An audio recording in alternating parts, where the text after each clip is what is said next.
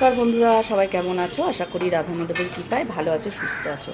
আজকে চলে আসলাম একটু দেখো, এই যে আমার ব্যালকনির কাছে একটা টব আছে, সেই টবটার কাছে। আর এই টবের মধ্যে হয়েছে অনেকগুলো ঘ্যাটকোল পাতা, যেগুলোকে অনেকে ঘ্যাটকোল পাতা বলে, আবার অনেকে দেখো খারকোল পাতাও বলে। এই যে এক গোছা এতগুলো টবের মধ্যে হয়েছে। আর কিছুটা বাজার থেকে একাটি আনিয়েছি। আর এইগুলোকে না তুলে নেব, সিজন যেহেতু শেষ হয়ে যাচ্ছে, বর্ষাটাও কমে গেছে, আর এগুলো বর্ষাকালেই বেশি হয়। তা ভাবছি এগুলো নষ্ট হয়ে যাবে, এতগুলো পাতা হয়েছে, বলো কীরকম খারাপ লাগবে নষ্ট হয়ে গেলে। তাই ভাবছি এগুলোকে সব তুলে নেব আজকে।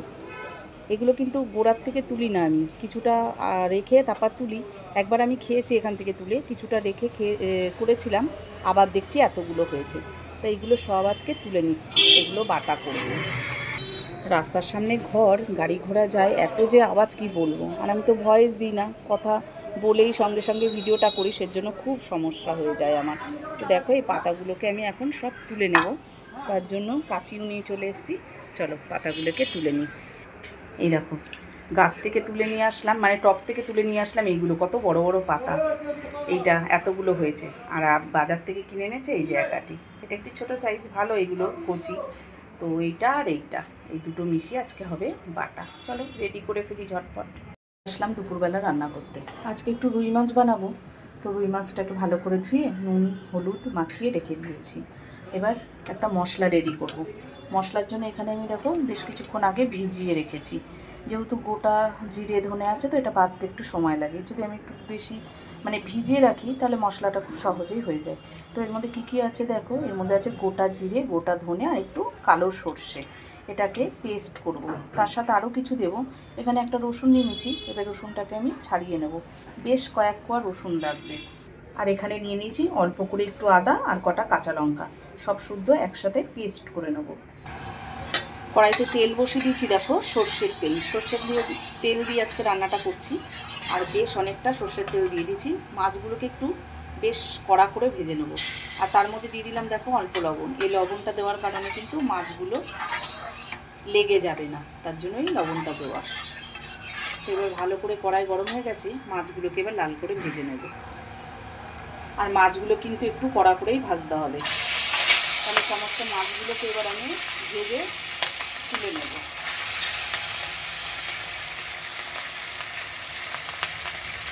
এটা একটু মশলাটা বেশি লাগবে, তবে এতে পেঁয়াজ লাগবে না, রসুনের পরিমাণটা একটু বেশিই দিতে হবে। চলো মাছগুলোকে এবার বেশ লাল লাল করে কড়া করে ভেজে নেব। এদিকে ভাত বসিয়েছি, ভাতটা আমার প্রায় হয়ে এসছে, নামানোর সময় হয়ে গেছে। ভাতটাকে আগে ফ্যান ঝরিয়ে নেবো, ওদিকে মাছটা ভাজা হতে থাকে। মাছগুলো এক পিঠ হয়ে গেছে, এবারে উঠিয়ে দেবো। বাবারে দিয়ে যাস না, দেখেছো? আর মাছগুলো বেশ কিন্তু লাল লাল হয়েছে। আর ওই যে বললাম একটু কড়া করে মাছগুলোকে ভাজবো।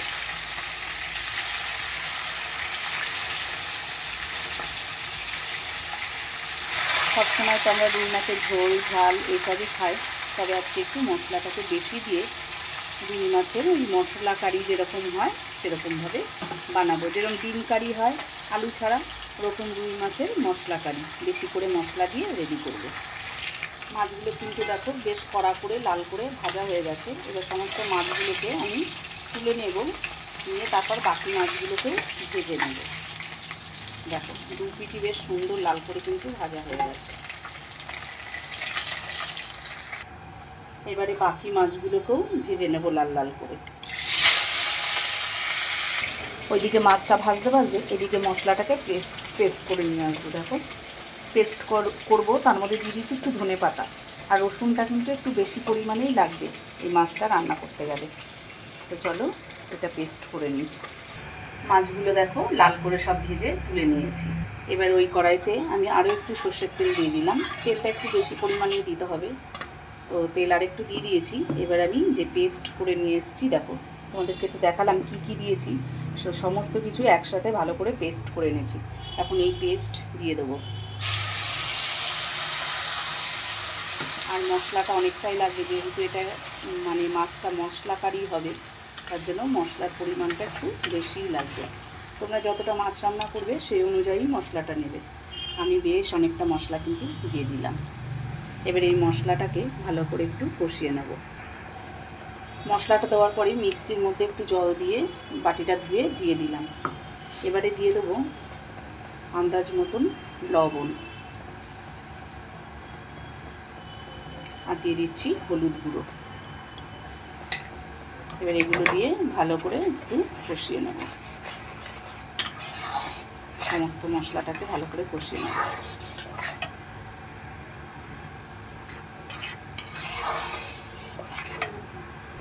এবার এর মধ্যে দিয়ে দেবো আমি কাশ্মীরি লঙ্কার গুঁড়ো।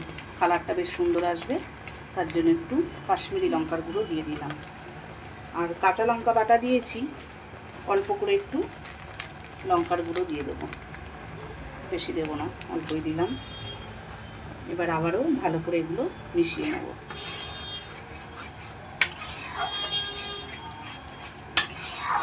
মশলার সাথে ভালো করে এগুলোকে মিশিয়ে দেবো।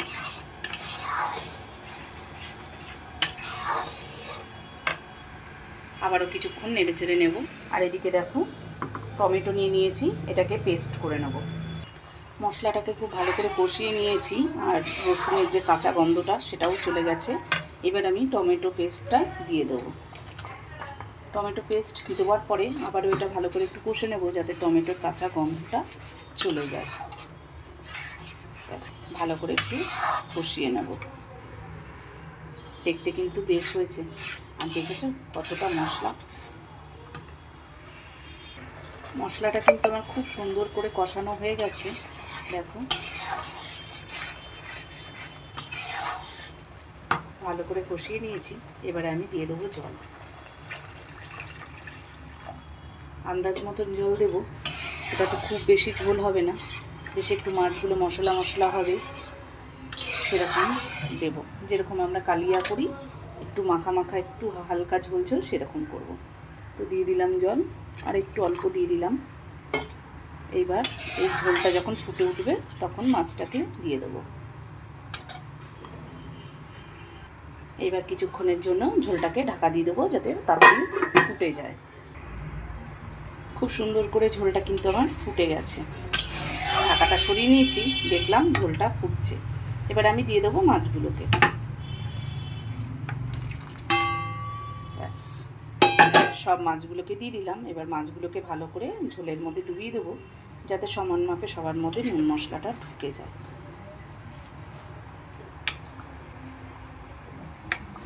বেশ সুন্দরভাবে সমস্ত মাছগুলোকে কিন্তু ডুবিয়ে দিলাম। এবার এটাকে ঢাকা দিয়ে দেবো একটুখানি ফোটার জন্য।